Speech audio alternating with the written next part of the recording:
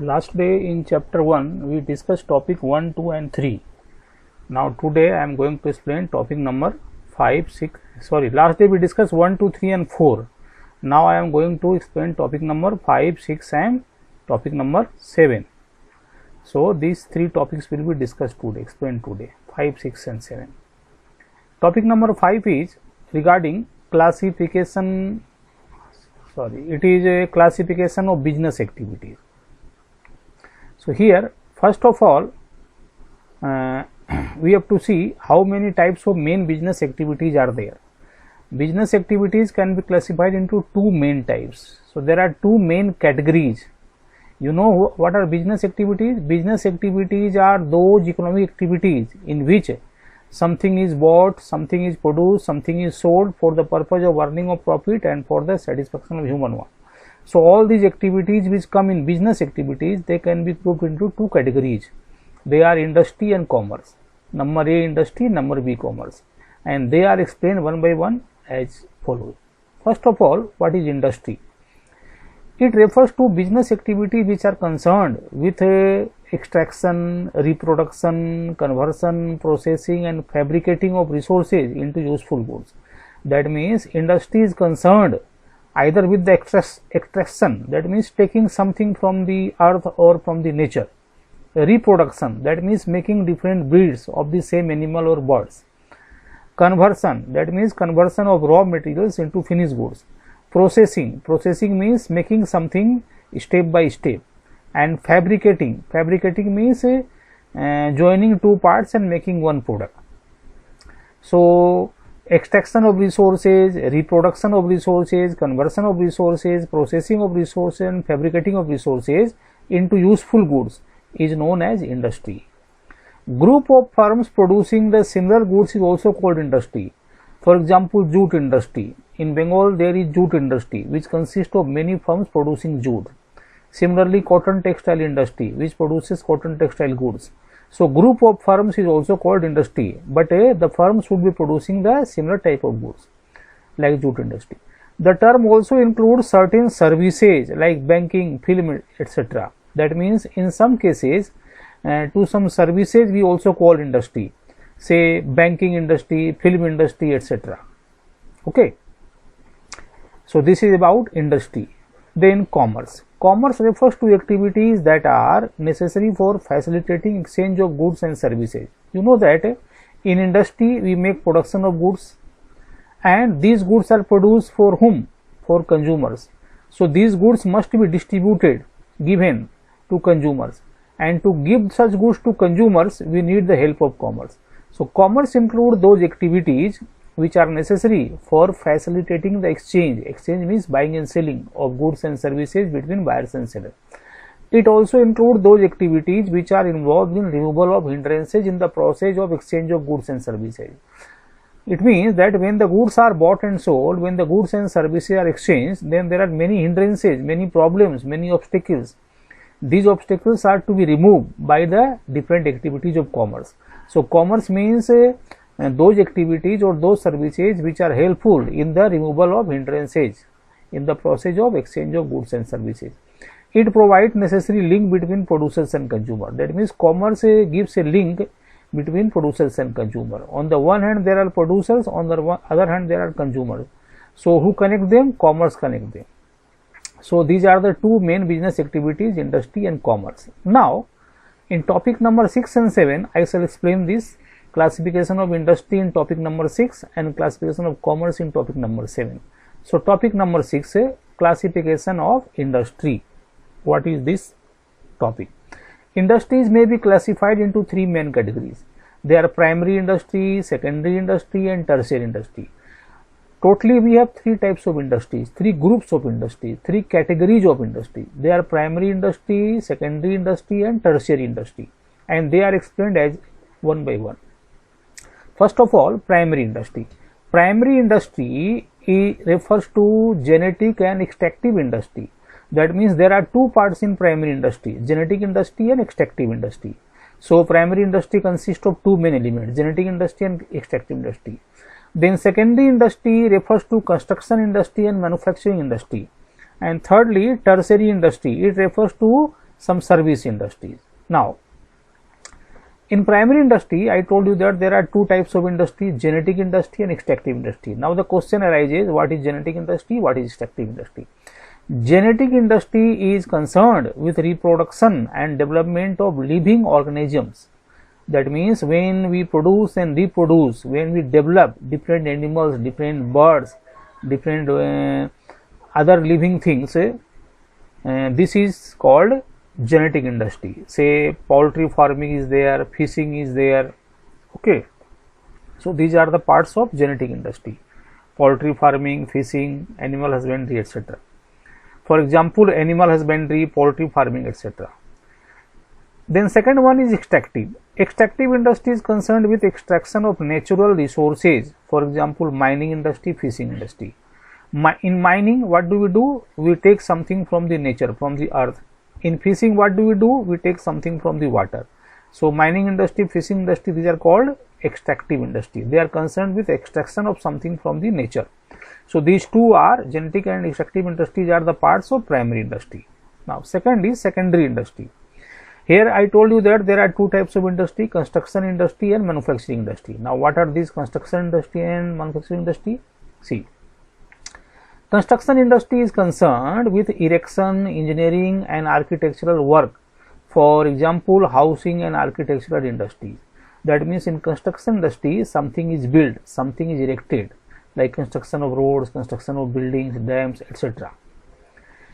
And manufacturing industry is concerned with the conversion of raw materials into finished goods. This is the true type of industry where raw materials are converted into finished goods, so that finished goods can be consumed by the consumers. For example, jute, cotton, sugar industries. These are the examples of manufacturing industry. So two types of secondary industry are construction and manufacturing. Now third industry is tertiary industry. It refers to those activities which provide services to primary and secondary industries and also to trading activities. That means primary and secondary industry need certain services. These services are provided by the tertiary industry, and not only to primary and secondary, tertiary industry also gives services to trading activities. For example, banking, insurance, transport, warehousing, advertising, etc. These all are the parts of tertiary industry. So this is the classification of industry: primary industry, secondary industry and tertiary industry. Remember, in primary industry we have extractive and genetic. In secondary industry we have construction and manufacturing, and in tertiary industry we have only service industry. So ultimately we can say that there are 5 types of industries: genetic industry, extractive industry, construction industry, manufacturing industry and tertiary, that means service industry. So this is about the classification of industries. Now I am shifting to topic number 7, that is classification of commerce. Here commerce also has 2 main types of activities. There are 2 main types of commerce. They are called trade and auxiliaries to trade. Trade means buying and selling, exchange of goods, and auxiliaries to trade means helps to trade. That means those activities which help in buying and selling. So they are explained as follow. First of all, trade. What is trade? Activities relating to sale, transfer or exchange of goods are known as trade. When there is sale of goods, when there is transfer of goods, when there is exchange of goods, all these activities come under trade. So trade simply means buying, selling, purchase and sale of goods and services is known as trade. It is that business activity which is involved in buying and selling of goods. Here it is told that those activities which are involved in buying and selling of goods are known as trading activities or trade. It acts as a link between producers and consumer. On the one side there are producers who are producing goods, on the other side there are consumers who are consuming goods. So who makes a link? Who supplies the goods produced by producer to consumer? These are the traders. That means trade is the link, trade is the activity, or traders are those businessmen who provide goods to consumers which are produced by the producer. Trade has 2 broad types, as internal trade, that is home trade, and external trade, that is foreign trade. There are 2 main types of trade: internal trade and external trade. Now from common sense you can say internal trade is that trade which is held between the traders of the same country. That means when the buyer and seller both belong to the same country and trade some goods and services between them, it is called internal trade. So this occurs between two regions of the same country. That means there may be trade between Bihar and Bengal, there may be trade between Maharashtra and Delhi. So two regions of the same country. It may be wholesale trade and retail trade. There are two types of internal trade. There are two types of home trade. What are these? Wholesale trade and retail trade. In wholesale trade, goods are sold in large quantity, but in retail trade, goods are sold in small quantity. That means when the buying and selling take place in large quantity, it is called wholesale trade. And when the buying and selling takes place in small quantity, it is called retail trade. So wholesale trade and retail trade are the two parts of internal trade, okay, or home trade. Then external trade, this is also called foreign trade or international trade. This occurs between two or more countries of the world. That means when two or more countries of the world make buying and selling, trade some goods and services between themselves, that is known as external trade or foreign trade or international trade. It may be import trade, export trade, interport trade. That means there are three types of external trade. There are three types of foreign trade: import, export and interport. In import trade, goods are purchased from foreign countries. That means when we purchase goods from a foreign country, it is called import. But in export trade, goods are sold to foreign countries. That means when we sell, our country sellers are selling goods to foreign country buyers, then it is called export trade. And last one, in interport trade, goods are bought from one country and the same are sold to another country. That means sometime when the two buying and selling countries have no direct transaction between them, then a third country comes in the picture. This country purchases goods from one country and supplies the same goods to some other country. So this kind of trade is called interport trade. So remember, these are the three parts: import, export and interport. Three types of external trade or foreign trade or international trade. And these two types of trade, internal trade and external trade, are the main types of trade. Then second one is auxiliaries to trade. Auxiliaries here means helps to trade. These are the activities relating to helps in the process of trade are auxiliaries to trade or aids to trade. That means helps to trade.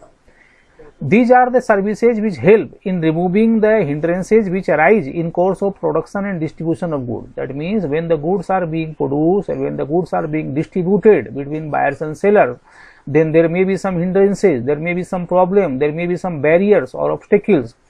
These obstacles, these barriers, these hindrances are removed by whom? By auxiliaries to trade or by helps to trade or by aids to trade. So auxiliary to trade are those services which remove the hindrances between buyer and seller which comes in the course of production and distribution of goods. They may be banking, insurance, transport, warehousing, advertising and communication. That means in auxiliaries to trade or in helps to trade, and these services are included: banking services, insurance services, transport services, warehousing services, advertising services and communication services. So these are the different parts of aids to trade or helps to trade or auxiliaries to trade. Now I am explaining these 6 parts. First one is banking. It removes the hindrance of finance by meeting the requirements of fund. You know that in every business we need fund, money is needed. Now from where this money will be arranged? From banks. So banking is that activity, banking is that service which remove the hindrance of finance. When there is problem of finance, that is to be removed by banking or banks. It also helps in settlement of transactions through check. That means when a businessman issues checks to its creditors or when the businessman receives check from its customers, these checks are cleared and paid through banks. So bank also helps in the settlement of transaction through check.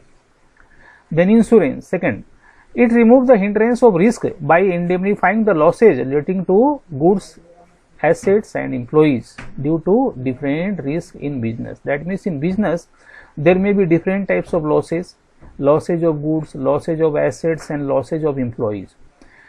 These losses can be minimized or the losses can be compensated or indemnified by insurance. So insurance is second in commerce or in auxiliaries to trade. Then transportation. It removes the hindrance of place by moving raw materials and finished goods from their place of production to place of consumption. That means raw materials are needed by the producers but supplied by the raw material supplier. Similarly, finished goods are supplied by the producers but they are consumed by consumers. So there may be a long distance between these two parties, producer consumer. This distance is removed by the transportation. So transportation solves the problem of distance. Then warehousing. It removes the hindrance of time gap between production of goods and the consumption of goods. That means it is not necessary that when the goods are produced, they are consumed at the same time or simultaneously. There may be some time gap. Suppose woolen goods are produced in the month of May and June, but they will be used in the month of December and January. Similarly, there are certain other fruits or vegetables which are produced throughout the year, which are produced in a particular season, but they are consumed throughout the year. So where they are kept? They are kept in the warehouses, that means godowns.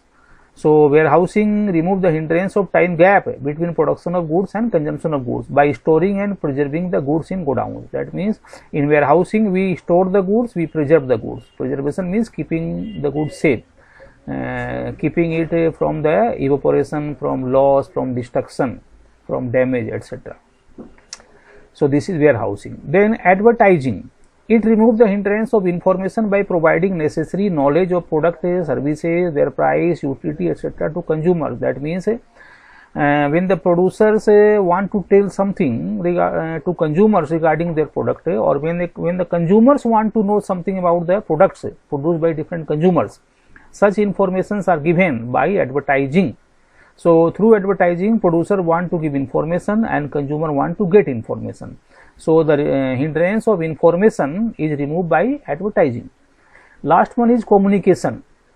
It consists of telephone, internet, postal services, etc., which help in the exchange of ideas and facts between different people. There may be the exchange of idea, exchange of fact. There may be the giving and taking of idea, fact, information between different people. But how this takes place?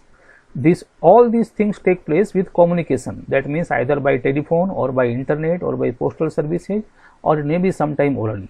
So these are the 6 types of auxiliaries to trade or helps to trade, or you may say these are the 6 types of commercial activities which help in the exchange of goods and services. Okay, next day we shall complete this chapter. Thank you.